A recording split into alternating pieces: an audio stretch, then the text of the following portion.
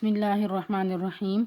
Rabbi इश्रह ली सदरी व यस्सिर ली अमरी वहलुल उक़दतम मिन लिसानी यफ़क़हू क़ौली। Rabbi ज़िदनी इल्मा rabbi ज़िदनी इल्मा rabbi ज़िदनी इल्मा।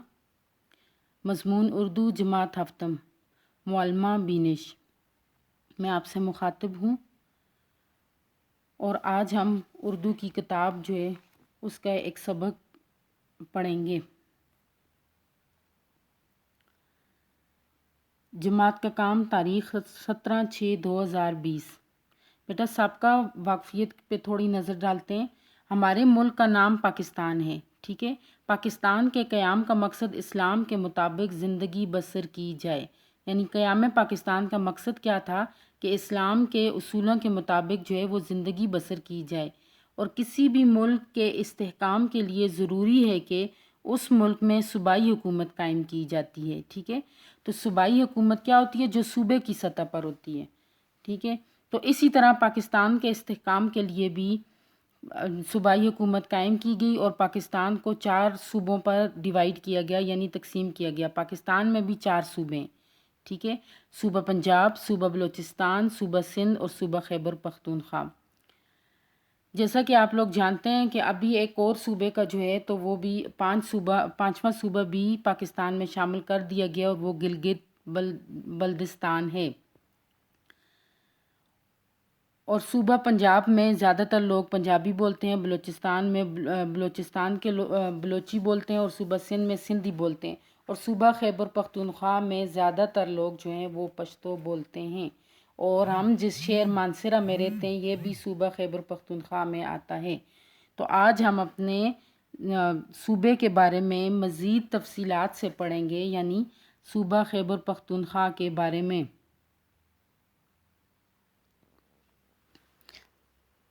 बेटा अभी हम जो है तो सबक की पढ़ाई करेंगे, ठीक है। पाकिस्तान के 4 सूबों में एक अहम सूबा खैबर पख्तूनख्वा है। तो पाकिस्तान के कौन से 4 सूबे? सूबा बलूचिस्तान, सूबा सिंध, सूबा पंजाब और सूबा खैबर पख्तूनख्वा। मगर अब एक 5वां सूबा भी जो है तो पाकिस्तान में शामिल है, वो है गिलगित बल्दिस्तान।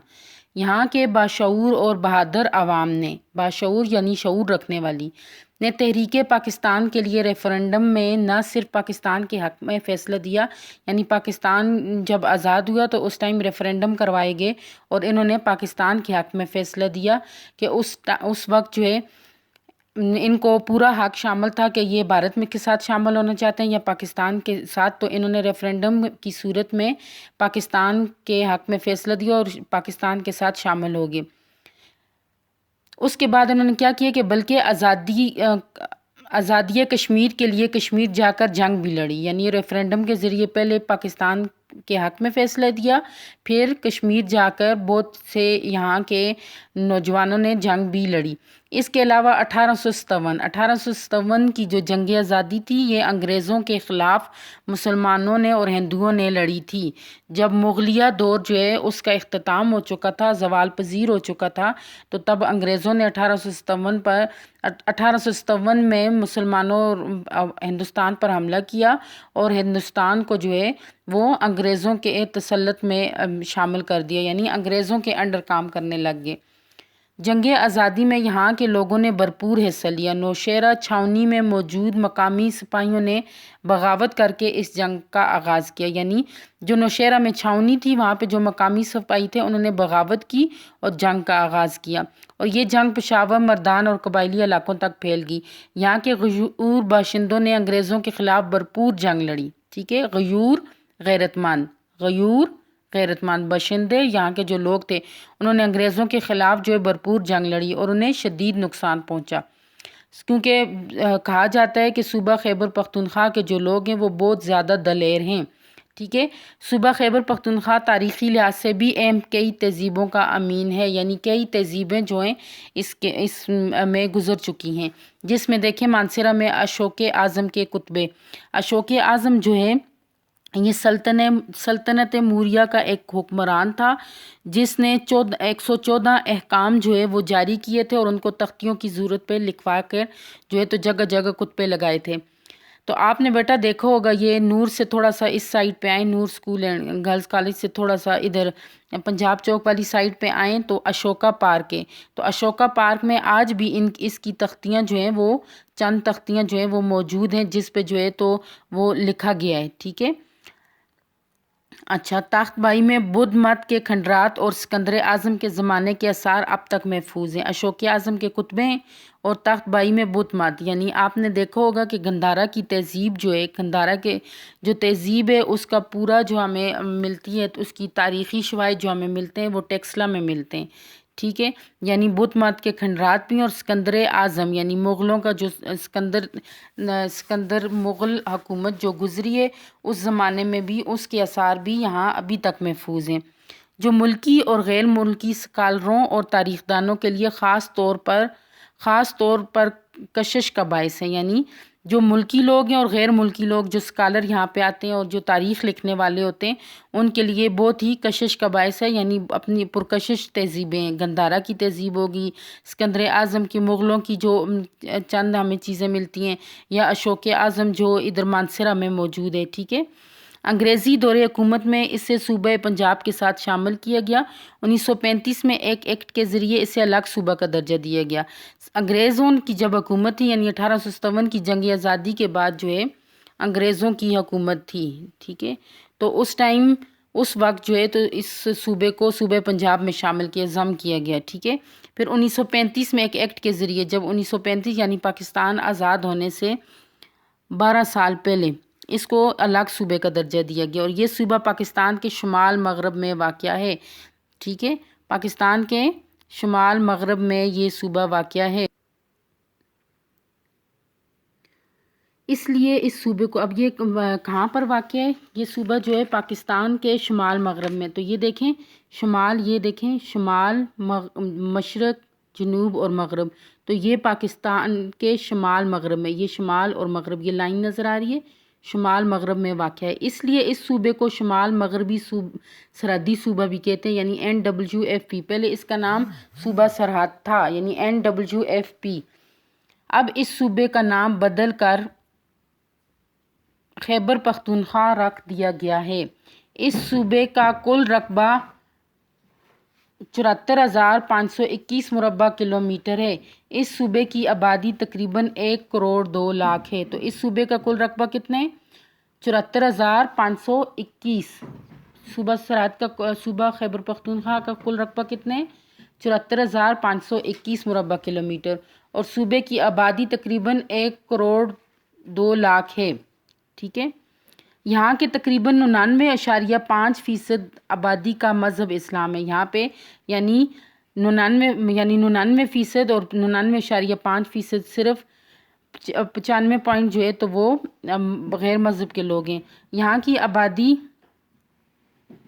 اکثریت کی مادری زبان پشتو ہے. یہاں کی جو لوگ رہنے والے ہیں ان کی مادری زبان کیا ہے؟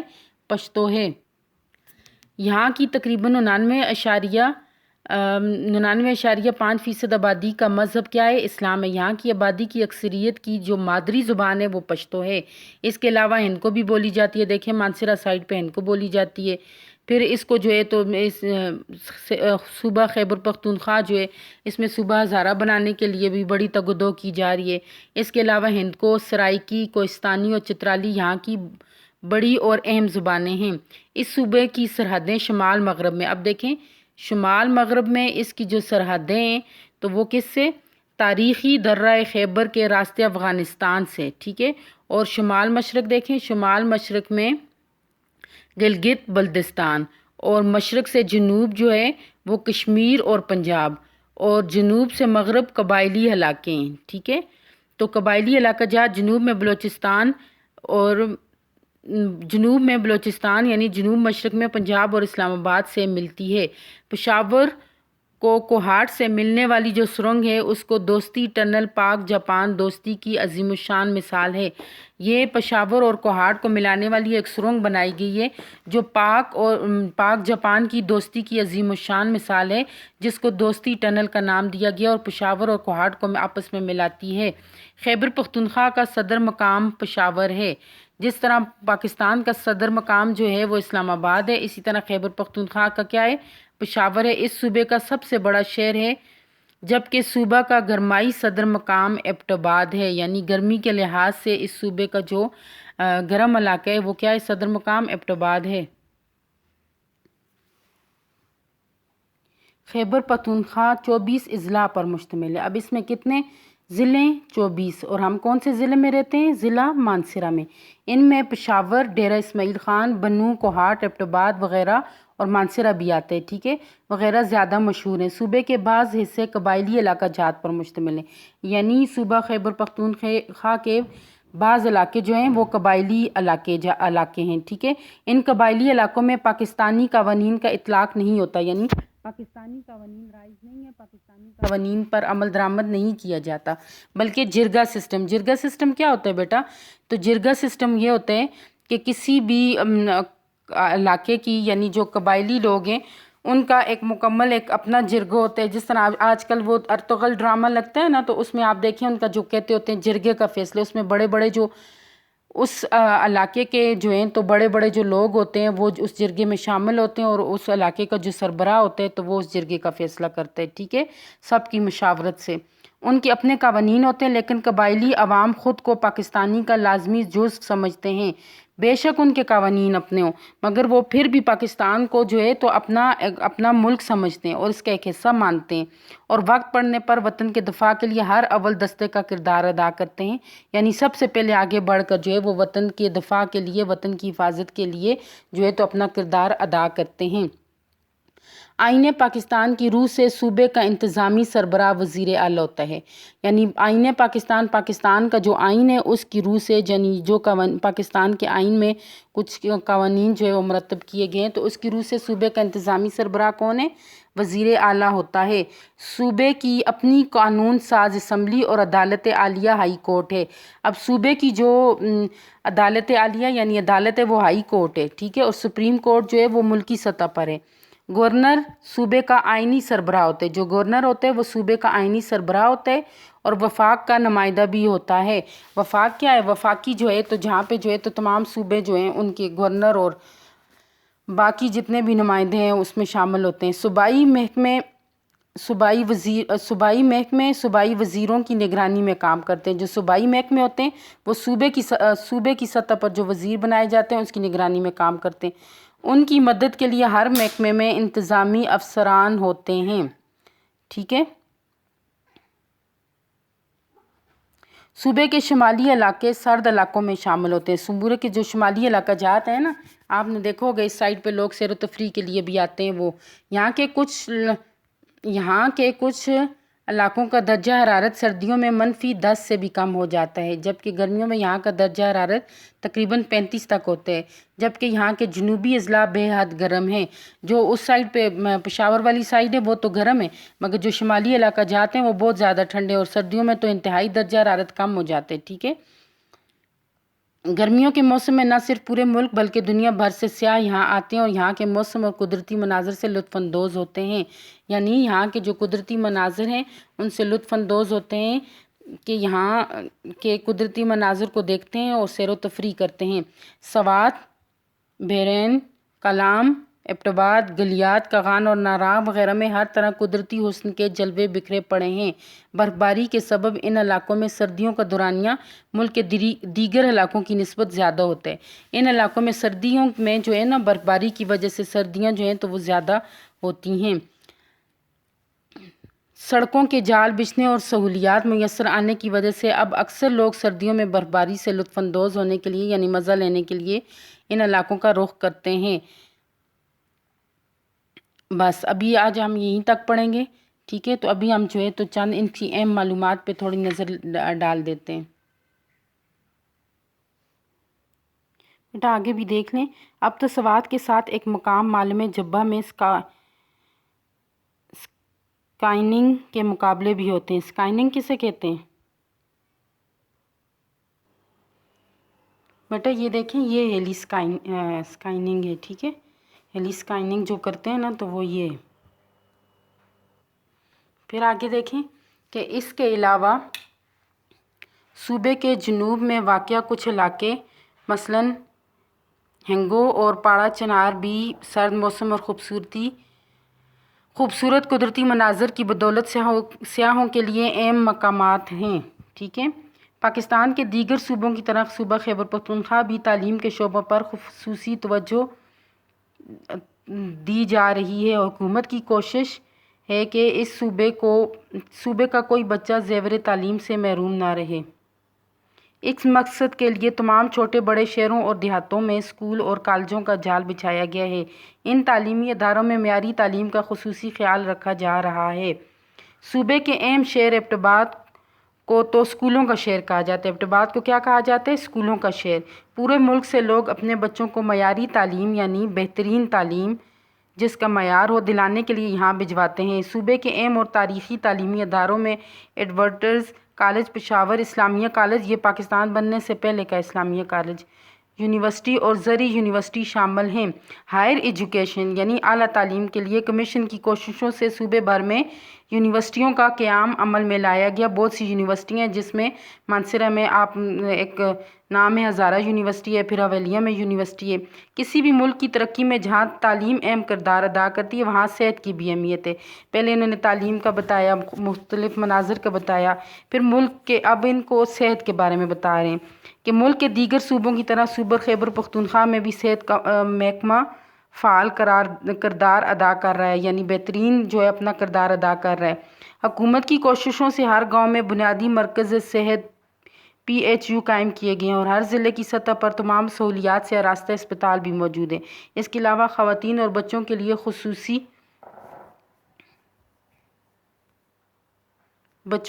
خصوصی توجہ دی جا رہی ہے۔ صوبہ خیبر پختونخوا کی کثیر آبادی دیہات میں رہتی ہے۔ ان لوگوں میں زیادہ تر کا تعلق زراعت کے پیشے سے ہے، یعنی زیادہ تر جو صوبے میں لوگ ہیں وہ کیا ہیں؟ زراعت کے پیشے سے تعلق رکھتے ہیں۔ یہاں کی اہم پیداوار میں گنا، چاول، مکئی اور تمباکو شامل ہیں۔ یہاں کی اہم پیداوار میں کیا ہے؟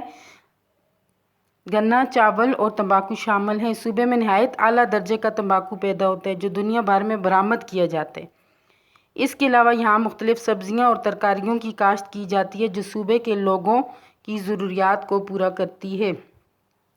پاکستان کے دیگر صوبوں کے برعکس یعنی دوسروں صوبوں کے اگر اس کے برخلاف اس صوبے میں صنعتی ترقی بھی ہے، صنعتوں کی ترقی بھی ہے، ٹھیک ہے، پر زیادہ توجہ نہیں دی گئی ہے، لیکن صوبے میں اہم صنعتی ادارے موجود ہیں۔ مردان میں ایشیا کا سب سے بڑا چینی کا کارخانہ موجود ہے اور ہری پور میں موجود ٹیلی فون انڈسٹری پورے ملک کو ٹیلی فون سیٹ اور اس کے فاضل پرزہ جات فراہم کرتی ہے، یعنی اس کے جو پرزے وغیرہ وہ بھی دیتی ہے اور ٹیلی فون کی جو ہے تو وہ کمپنی ہے۔ اس وقت ہتار، گدون، امازئی اور حیات آباد پشاور میں سینکڑوں چھوٹے بڑے کارخانے کام کر رہے ہیں جو صنعتی ترقی کے ساتھ ساتھ لوگوں کو روزگار کے مواقع بھی فراہم کر رہے ہیں۔ تو ہم نے آج سبق جو پڑھا تھا وہ خیبر پختونخوا تھا۔ تو خیبر پختونخوا کے بارے میں بتایا گیا کہ خیبر پختونخوا جو ہے اس کا پہلے نام NWFP یعنی صوبہ سرحد تھا اور